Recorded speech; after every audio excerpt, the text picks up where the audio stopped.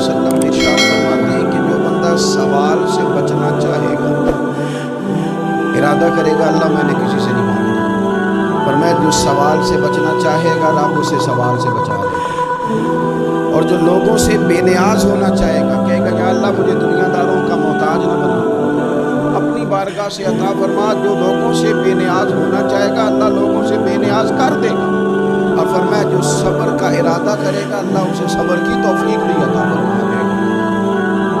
ارادہ تو کرے گا، پروگرام تو بنائے گا، توفیق تو اللہ دے گا۔ جو صبر کا ارادہ کرے گا اللہ صبر کی توفیق بھی عطا کر دے گا۔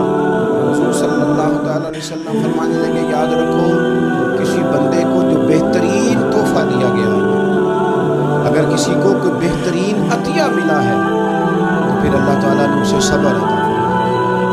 یہ بہترین تحفہ ہے، اس سے زندگی سنور جاتی ہے، اس سے انسان باوقار اور مطمئن ہو جاتا ہے، اس سے اس کے شب و روز آسانی سے بیتتے ہیں، وہ دنیا کی پگڈنڈیوں سے آسانی سے گزر کے اللہ کی بارگاہ عالی مرتبت میں سرخرو ہو کر حاضر ہو جاتا ہے۔ لیکن اگر بے حوصلہ ہو، صبر نہ ہو، پھر نقصان روز بروز بڑھتا ہے۔ اور پھر میرے رسول پاک صلی اللہ تعالی علیہ وسلم ارشاد فرماتے ہیں کہ اصل بات یہ ہے کہ اللہ تعالیٰ نہ کسی بندے کا درجہ بلند کرنے کا ارادہ فرماتا ہے، لیکن اس کے اعمال اس طرح کے نہیں ہوتے کہ اس کا درجہ بلند کیا۔ اب رب کیا کرتا ہے، اللہ تعالیٰ اس کو مال کی، جان کی، اولاد کی کسی مشکل میں ڈال دیتا ہے، اس مصیبت پر وہ بندہ صبر کرتا ہے تو اللہ تعالیٰ اس کا درجہ بلند فرما دیتا ہے۔ اعمال اس قابل نہیں تھے کہ درجات بلند ہو، وہ اعمال کی بنیاد پر نہیں کر سکتا تھا تو اللہ نے کسی مشکل میں ڈال کے نہ اپنے فضل سے درجہ بلند کر دیا۔ اب جو راہ طریقت کا مسافر تھا، جو سلوک کی منازل طے کر رہا تھا، جو اللہ رسول کے قریب جانے چاہ رہا تھا، اس کے لیے کتنی آسانی ہوگی کہ مجاہدہ تو زیادہ نہ کر سکا، کثرت سے نفلی صوم و صلات کا بندوبست تو نہ کر سکا، تھوڑا سا صبر کیا، رب نے اپنا اور اپنے محبوب کا قرب عطا فرما دیا۔ تو یہ تو آپ صبر کرنے کے لیے جب نکلے ہیں تو آپ نے تو رب رسول کو پا لیا۔ یہ صبر تو وہ والا سفر ہے جس کی جو منزل ہے وہ اللہ رسول کا قرب ہے۔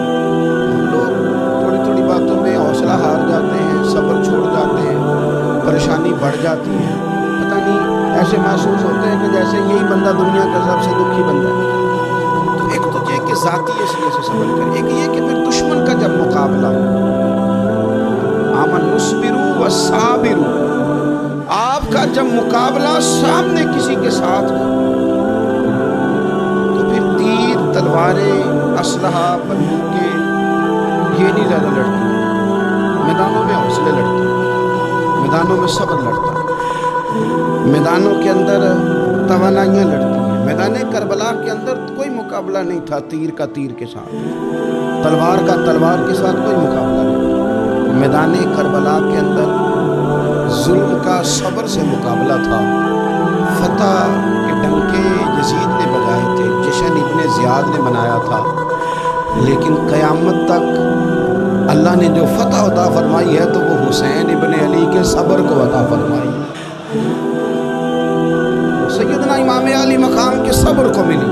عزیز بھائی، صبر ہی ہمیشہ فاتح ہوتا ہے، صبر ہی جیتا کرتا ہے، صبر ہی کامیابیاں دیتا ہے، نتیجے صبر کے نکلتے ہیں، صبر کے حوصلے کے نتیجے ہوتے ہیں۔ ہماری جلد بازی ہمیں شکست خوردہ کر دے گی، ہمارا حوصلہ نہ ہونا ہمیں ہرا دے گا، ہم کمزور پڑ جائیں گے اگر ہم بے حوصلہ ہو جائیں گے۔ سنو میرے نبی پاک علیہ السلام نے تربیت کی، حضور اپنی امت کو درس دیتے ہیں، حضور فرماتے ہیں پہلے تو کوشش ہی نہ کرو کہ تمہاری دشمن سے لڑائی ہو، اس چکر میں ہی نہ پڑو کہ لڑائی ہو۔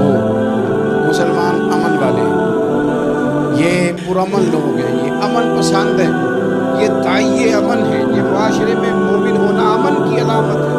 ورنہ پہلے تو یہ پروگرام ہی نہ بناؤ کہ تمہاری لڑائی ہو، اور فرمایا پھر اگر ہو جائے نا تو پھر صبر کے ساتھ مقابلہ کرو، پھر ڈٹ کے مقابلہ کرو، اور پھر یاد رکھو یہ جو جنت ہے یہ تلواروں کے سائے میں ہے، جنت تلواروں کے سائے میں تمہیں ملے گی، پھر ڈٹنا سیکھو۔ پہلے تو بات یہ کہ تم زیادہ ہی نہ کرو لڑائی، اور اگر کبھی ہو جائے لوگوں کو بتاؤ کہ ہیں ہم پرامن لوگ، پر دین کے لیے کھڑا ہونا ہو تو پھر ہم سے زیادہ کسی کو کھڑا بھی نہیں ہونا، پھر ہم سے زیادہ کسی کے پاس طاقت بھی نہیں۔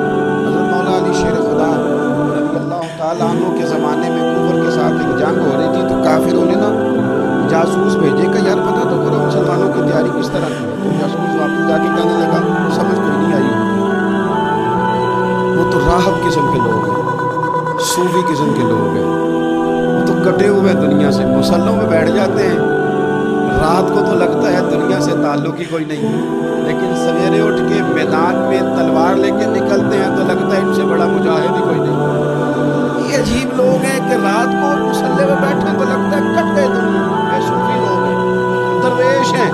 یہی مسلمان کی شان ہے، او ہلکا یاراں تو برے شم کی طرح نرم، رزم حق کو باطل ہو تو فولاد ہے مومن، ادھر ستمگر ہنر آزمائے تو تیر آزمائے، ہم جگر آزمائے، ہم تجھے اپنا حوصلہ بتاتے ہیں کتنا، دیکھ ہمارے حوصلے سے ٹکرا کے دیکھ یہ کتنا طاقتور اور مضبوط ہے۔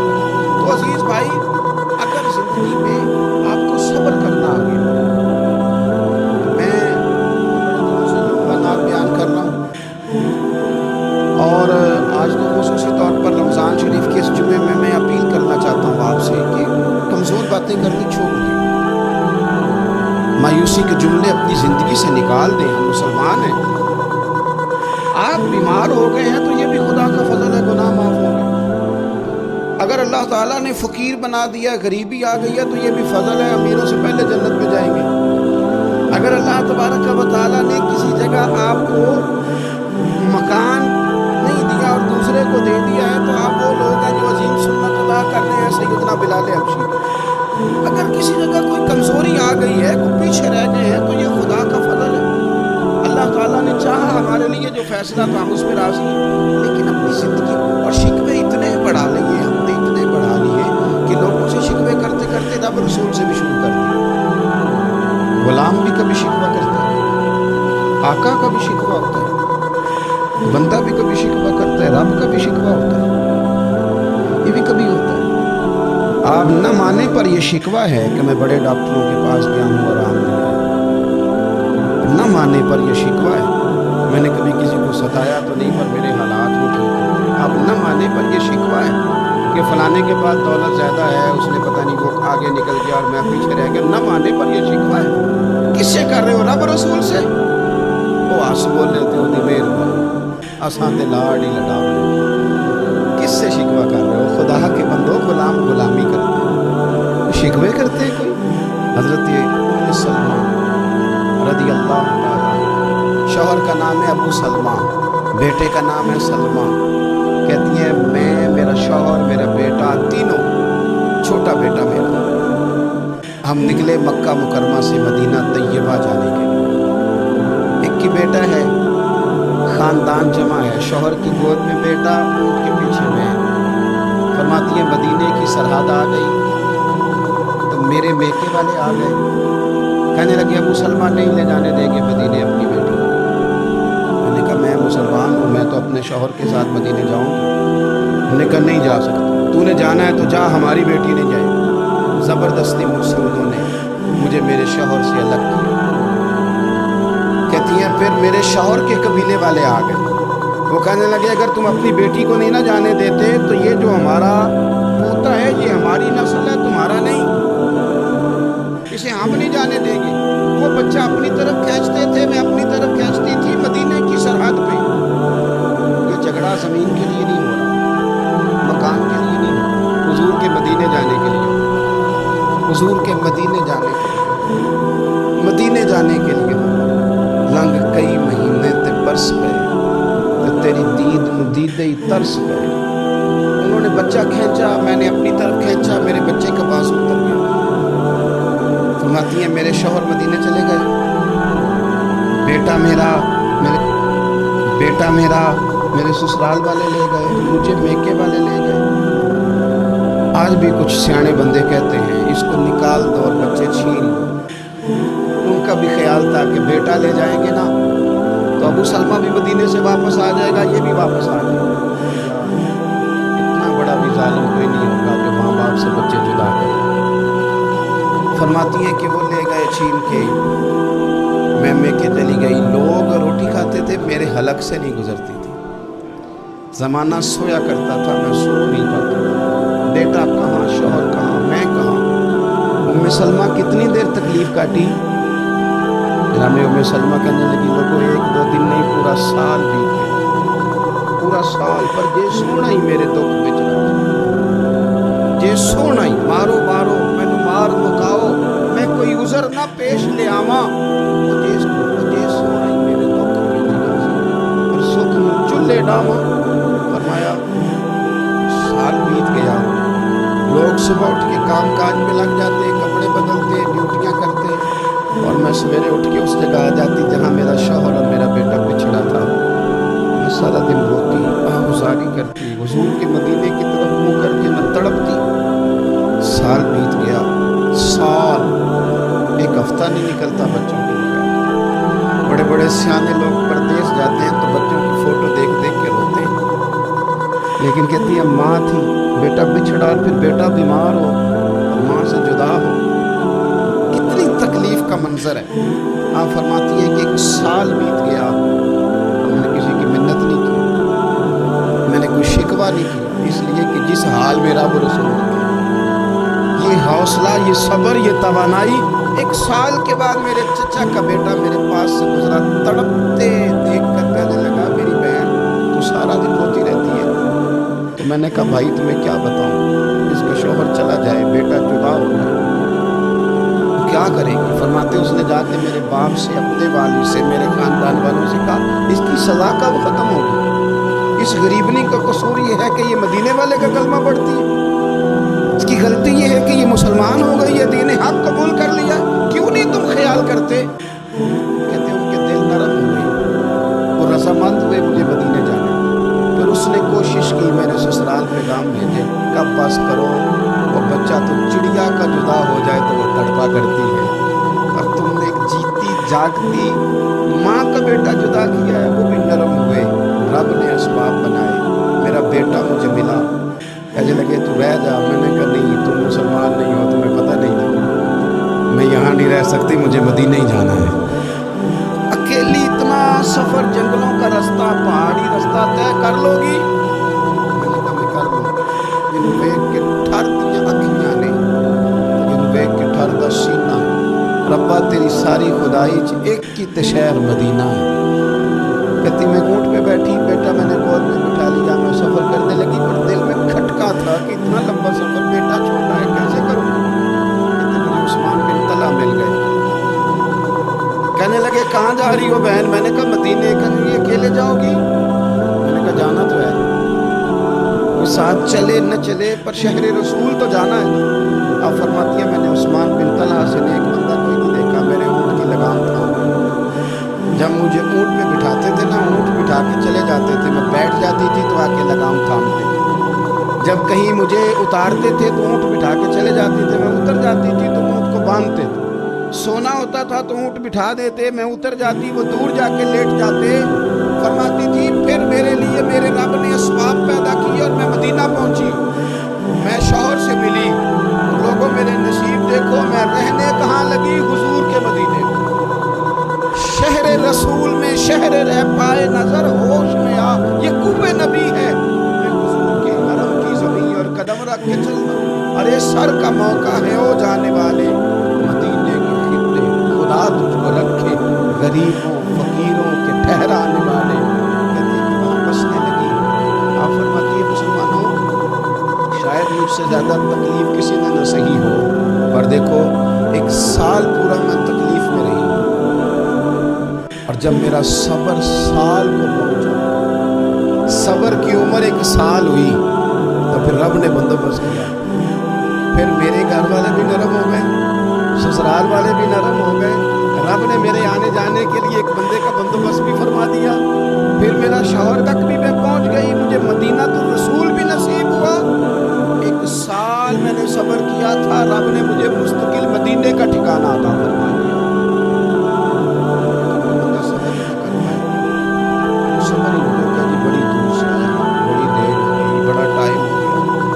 कब जाके मसला हल होगा। वो जो आपने बताया था वो तावीज़ कब असर करेगा, वो दुआ कब कबूल होगी, वो फलाना मामला कब, भाई ये डेट तो आपको रब रसूल ही दे सकता है।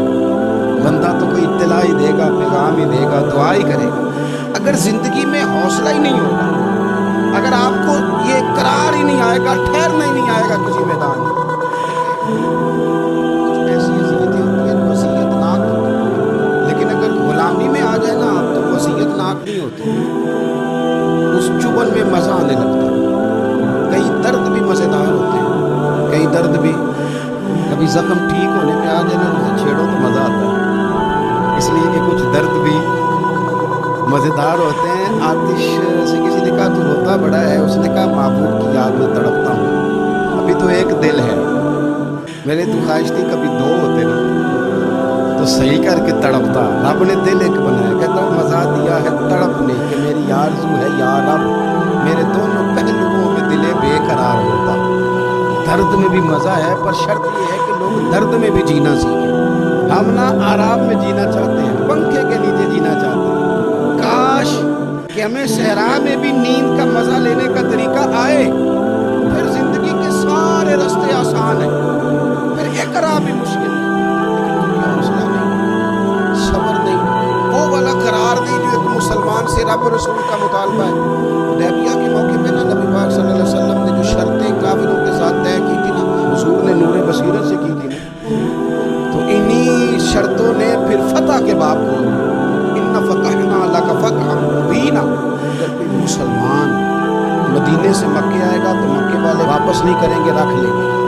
फिर गौर करें कि मुसलमान अगर मदीने से मक्के आएगा तो मक्के वाले वापस नहीं करेंगे। और अगर कोई बंदा मुसलमान अपने आका की मर्ज़ी के बगैर मुसलमान हो जाए और वहाँ से वो मदीने आएगा तो हुजूर पनाह नहीं देंगे। तो मेरे भाई, महबूब की तरफ से आने वाला ना सिर्फ सुख ही नहीं कबूल करना चाहिए, दुख भी कबूल करना चाहिए, दुख भी कबूल करना चाहिए। हमारा ये मसला है कि हम ना मीठी मीठी के कायल हैं, कड़वी कड़वी के कायल नहीं। अगर वो कभी दुख देना तो महबूब का दुख भी सुख समझ के कबूल करो। हाँ हाँ, उसकी तरफ से कांटा है कभी तो उसे फूल समझ के कबूल करो, वो चुभेगा नहीं, इंशाल्लाह मज़ा ही देगा, वो कबूल तो करो ना। तो अब हज़रत अबू बसीर रज़ी अल्लाह ताला अन्हु एक सहाबी थे, एक तो हज़रत अबू जंदल रज़ी अल्लाह ताला अन्हु थे ना, तो वो तो हुदैबिया में आ गए, हुजूर मुझे ले जाएं, तो नबी पाक ने फरमाया मैंने वादा कर लिया, इनको भी हुजूर ने वापस भेज दिया।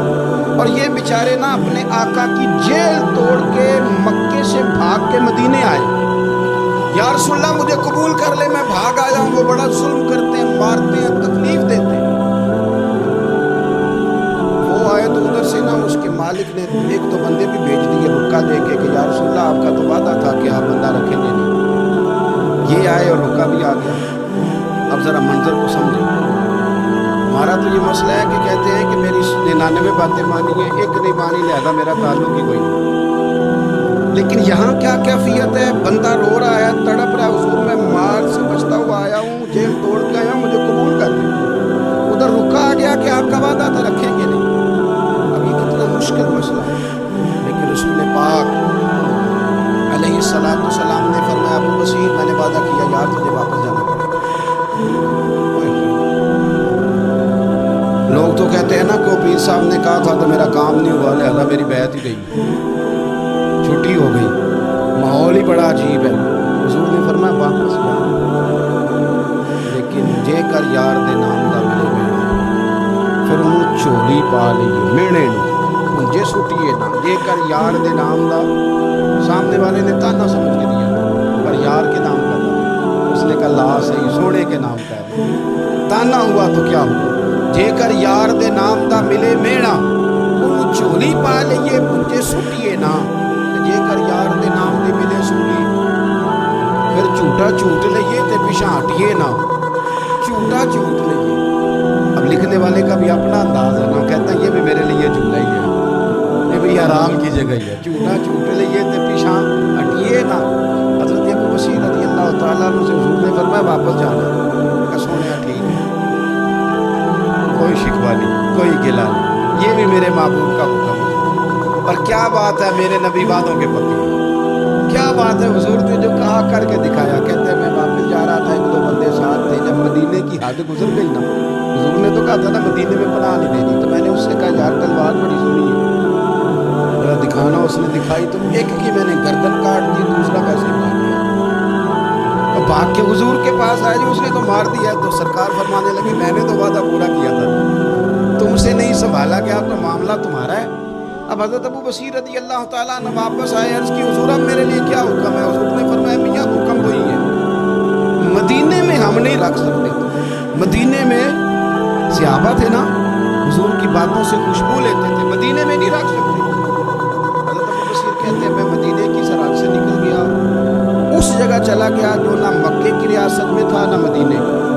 ایک مقام ایس تھا جہاں میٹھے پانی کے کنویں تھے, وہاں رہنے لگا. حضرت ابو جندل کو پتہ چلا کہ ایک نیا ٹھکانہ بن گیا, وہ بھی جیل توڑ کے آ گئے. 70 بندے آ گئے, وہاں سے قافلے گزرتے تھے کافروں, یہ بھی مسلمانوں کو تنگ کرتے تھے. اگر مکے سے کوئی قافلہ گزرتا تھا تو ہم نے بھی ان کو پکڑا, کافر کا مال مال غنیمت اسباب بن گیا. اور وہ جب قافلہ لے کے آتے تھے تو ڈرے ہوتے تھے, اور ان کو تو ستایا تھا. کہتے ہمیں ستایا بڑا تھا, ہم تو انقلابی بن گئے. ہم تو رکھ لیتے نا, بڑی منت کرتے, بڑی جان مشکل سے چھڑاتے. 70 بندے ہو گئے, پھر 300 ہو گئے. ابو بصیر کہتے ہیں دنیا مدینے جاتی تھی لیکن ہم تڑپتے تھے, ہم تڑپتے تھے. روت لنگ گئی ہے پھر باہر آتے اج چٹھیاں مدینے آئیاں نہیں. ہم تڑپتے تھے کہ یار کوئی موقع ملے. روز رات کو روتے تڑپتے. 300 انقلابیوں کا جتھا صبر سے بیٹھا ہے مدینے کی سرحد پہ, اندر آنے کی اجازت نہیں, پر غلامی میں روز اضافہ ہوتا ہے. صبر دیکھو, غلامی میں روز اضافہ ہوتا ہے.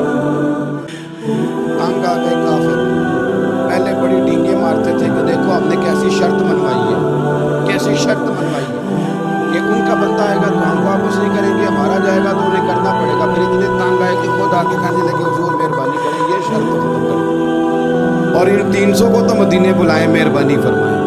حضور بڑے خوش ہوئے. آج غلاموں کے نام پیغام لکھا, غلاموں کے نام پیغام لکھا. چٹھی لکھی حضور نے. چٹھی کس چیز کی لکھی؟ آ جاؤ یار مدینے آ جاؤ. چٹھی آئی مدینے آنے کے لیے. حضرت ابو بصیر کے نام چٹھی گئی, آ جا یار مدینے, آ جا تیرے نام پیغام سب لائی ہے سرکار نبی سے, اور آیا ہے بلاوا مجھے دربار نبی سے. پیغام آیا.